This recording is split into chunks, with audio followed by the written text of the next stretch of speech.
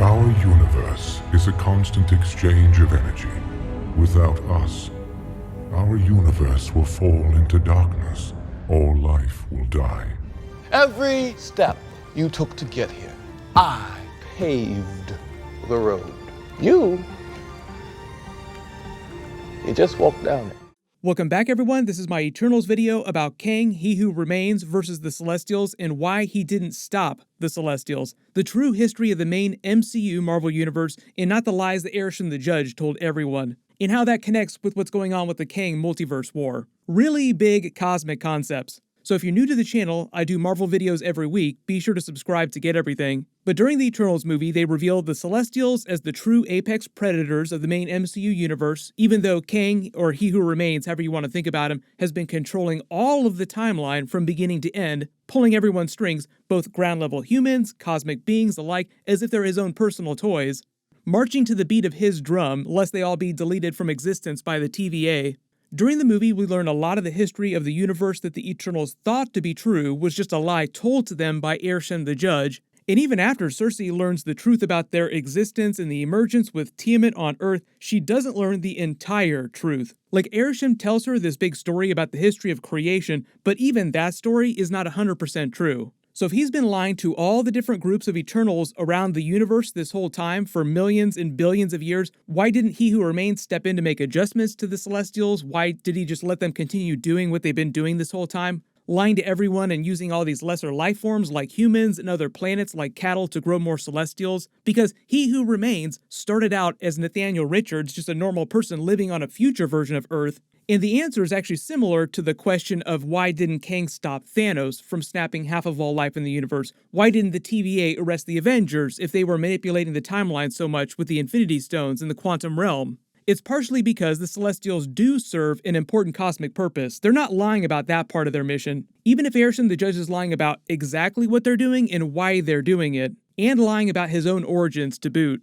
What he tells Sersi is that he predates the Big Bang. He was created in the void of chaos that existed before the universe formed, like he claims that he created the very first sun in the very first galaxy. During the Loki series, if you're looking at the main MCU timeline here, like at the beginning of the episode, the Sacred Timeline, this point here we see a speedrun version of the timeline from start to finish. Like, it zooms out as the universe expands after a Big Bang, then you see the universe contract again and go through another Big Bang cycle. Arishem the Judge is claiming that he comes from this brief period between Big Bang cycles, where all of reality is just black nothingness. There's no multiverse, nothing in existence. But the Dark Elves, we know, also come from this point in history, from the Thor movies. There are also other beings like Galactus, who predate the current MCU universe. He was like another version of He Who Remains type of character. He was a scientist who just lived at the very end of his universe's timeline and wound up surviving through another Big Bang cycle.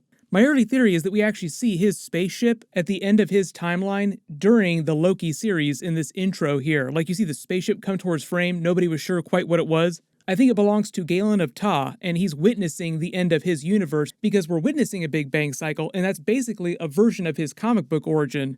So when Arishem the Judge is telling Sersi about his backstory, he's lying by omission. Like, there's a lot of other stuff that he's leaving out here from his creation. He's not telling her about the Dark Elves, the other creatures that existed with him in this void of chaos before the Big Bang. And he's also not telling her about the cosmic being that created him, Eternity, which is the living embodiment of the universe. Eternity really doesn't get involved in the day-to-day affairs of lower life forms like humans or even the gods like Thor, Odin, Hela. Eternity doesn't even get involved with beings like Kang the Conqueror and all his variants when they go around during the Kang Multiverse War, destroying entire timelines, entire universes. But here's where you start to see the cracks in Arishem the Judge's story, because Eternity is supposed to be born with the Big Bang. So each universe is born with the Big Bang. Eternity is the living embodiment of the universe, so its birth is the Big Bang.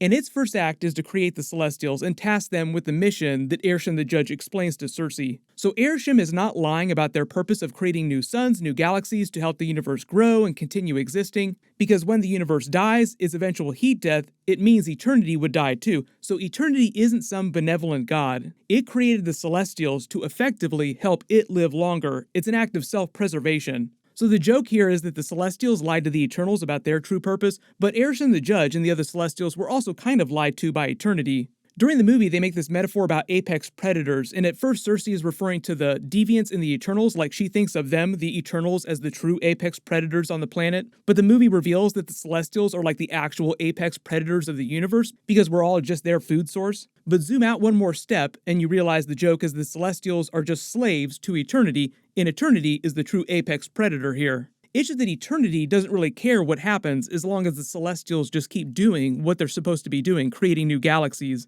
Bringing it back around to Kang the Conqueror and all of his variants though, like He Who Remains, if they're meant to be so powerful that they can control all the timelines in all their universes with surgical precision, they're far more of a threat than the Celestials. So why then did He Who Remains not intervene with the Celestials? The real reason is because He Who Remains needs the Celestials to help the universe continue expanding, growing with more life, because if they don't do that in the past, like at the dawn of the universe, the Celestials won't wind up eventually sending Eternals to Earth, who then won't wind up influencing the evolution of humanity the way they did during this movie. And further forward into the distant future, eventually He Who Remains would not be born and become who he's meant to be. So he needs the Celestials to do everything that they've been doing so that he can become who he's meant to be, and eventually win the Kang Multiverse War. So that's why he doesn't care about the Celestials wiping out entire planets. That whole conversation they have in the Loki finale where he says, "You came to kill the devil, but I keep you safe. You think I'm bad, wait till you meet my variants."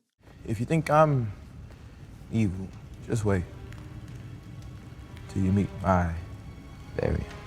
So the TLDR is that if they got rid of the Celestials before he was born, it would mean the end of all reality in the main MCU universe because he wouldn't be able to win the Kang Multiverse War.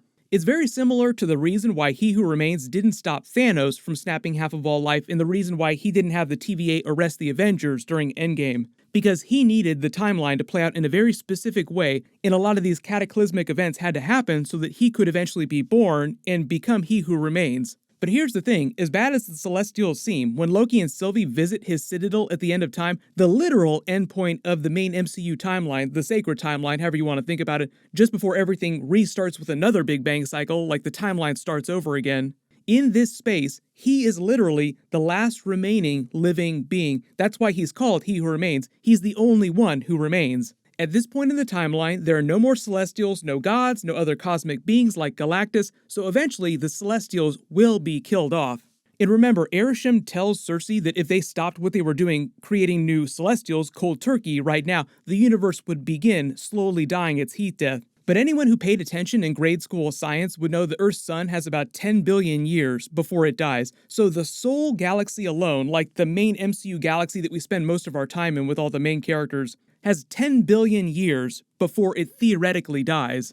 Good long while, we got a hot minute before they're going to turn the lights off. So really, are the Celestials that necessary? I think only in so much as they're useful to the cosmic being Eternity in helping it stay alive longer by creating more galaxies. They don't get into this idea during the movie, but the idea is that the larger the universe grows, the more life, the more powerful Eternity becomes. So you could also argue Eternity only created the Celestials to help keep it in power, or make it more powerful. The only real threat to Eternity, its only real natural predator, would be like the other cosmos who came before, or potentially alternate universe Eternities.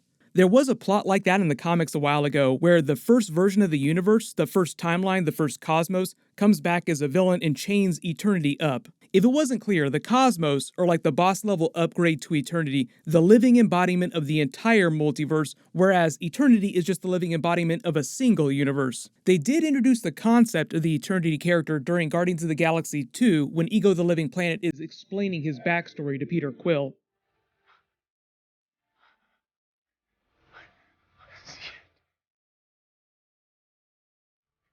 Eternity.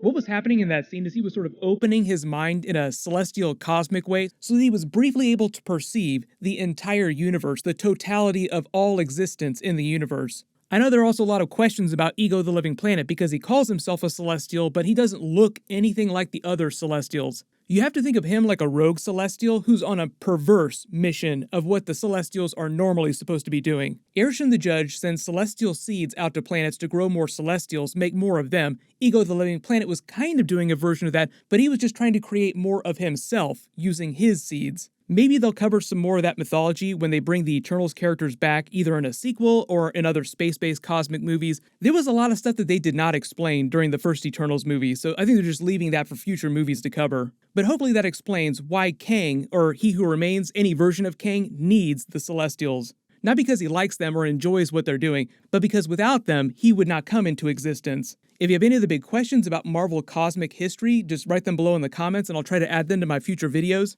There's a bunch of really big stuff coming up. We're going to get Moon Knight episodes really soon too. I'll be doing videos for all those episodes. Click here for that brand new Marvel Moon Knight trailer video, and click here for my Eternals deleted scene with Kit Harington's Black Knight character. Thank you so much for watching. Everyone stay safe, and I'll see you guys in the next one.